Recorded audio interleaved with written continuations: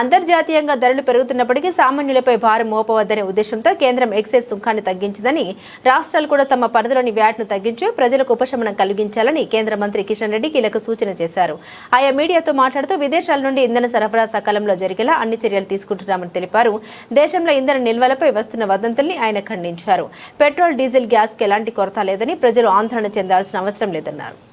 ఈరోజు ప్రజలకు ఇబ్బంది జరగకుండా, మరి దేశంలో ఉన్నటువంటి ఈ సప్లై చైన్కు ఇబ్బంది జరగకుండా అందరం కలిసికట్టుగా పనిచేద్దామని చెప్పి ప్రధానమంత్రి గారు నిన్న మాట్లాడిన విషయాన్ని కూడా ఈ సందర్భంగా మనవి చేస్తున్నాను.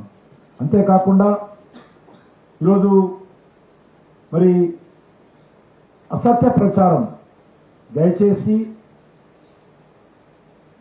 ఇది ప్రజలకు సంబంధించినటువంటి విషయము, ప్రతి కుటుంబానికి సంబంధించినటువంటి విషయము. కాబట్టి ఏ ఒక్క కుటుంబాన్ని ఐసోలేట్ చూసలేము. ఏదో ఒక చిన్న విషయాలుంటే కొన్ని సెక్టార్కు మాత్రమే పరిమితమైనటువంటి అంశం అది.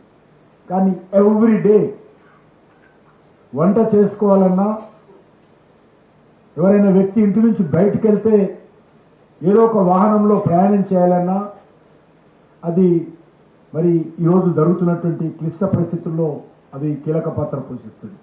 కాబట్టి ఎవరు కూడా తప్పుడు ప్రచారం చేసి ప్రజలను ఆందోళనకు గురి చేయకూడదని నేను ప్రత్యేకంగా మనవి చేస్తున్నాను.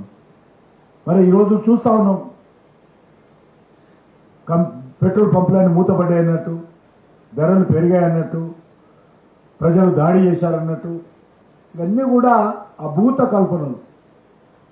కాబట్టి మనకు సమస్యలుంటే ప్రజలందరూ